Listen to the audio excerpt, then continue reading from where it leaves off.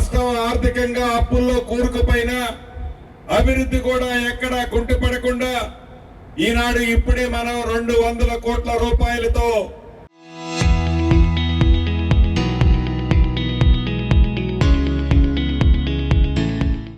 అద్భుతమైన integrated international స్థాయిలో స్కూల్కి శంకుస్థాపన చేసుకున్నాం. మన అసరాపేట నియోజకవర్గంలోనే కాదు, రాష్ట్ర వ్యాప్తంగా 107 నియోజకవర్గాల్లో కట్టే దాంట్లో భాగంగా మొదటి విడత 79 నియోజకవర్గాలకి శాంక్షన్ చేశాం. యుద్ధ ప్రాతిపదిక మీద స్కూళ్ళన్నీ ఇప్పటికే పూర్తి కాయే స్థాయికి ఈనాడు వచ్చాయి. ప్రతి స్కూల్లో సుమారు 2300 మంది పిల్లలు, అన్ని కులాలు అన్ని మతాలకు సంబంధించిన పిల్లలని ఒకే దగ్గర ఉంచి చదువుకునే వయసు నుంచి వాళ్ళలో కులాలు మతాలు అనేది చెలరేగకుండా ఉండే విధంగా ఈ ప్రభుత్వం ఒక అద్భుతమైన కార్యక్రమాన్ని చేపట్టింది. ఒక అర్బన్ పార్కును కూడా eco park, Komaram Bheem eco పార్కుని ఇంతకు ముందే శంకుస్థాపన చేసుకున్నాం. మొదటి విడత 3 కోట్ల రూపాయలు ఇచ్చాం. ఇంకా నిధులు అవసరం ఉన్నాయని ఎమ్మెల్యే గారు డిఎఫ్ఓ గారు అడిగారు. దానికి కావలసిన ఎన్ని నిధులు అంటే అన్ని నిధులు తప్పకుండా ప్రభుత్వ పక్షాన ఏర్పాటు చేస్తాం. ఇందాక ఎమ్మెల్యే గారు చెప్పినట్లు నాకు చాలా ఆనందం అనిపించింది. మారుమూల ప్రాంతం పూసుకుంటూ వెళ్ళాను ఉదయం. అక్కడ ఉన్న కోయ రెడ్లు, అదే రకంగా కొండ రెడ్లు, ఒత్తి కోయలు, ఇంకా వివిధ సంఘాలు 4 గుంపులు ఉన్నాయి. గోప్రదేశాల ఓపెనింగ్ వెళ్ళాను. వాళ్ళ ఆనందం చూస్తే నా కళ్ళమ్మట కూడా నీళ్లు చెమ్మగిల్లాయి.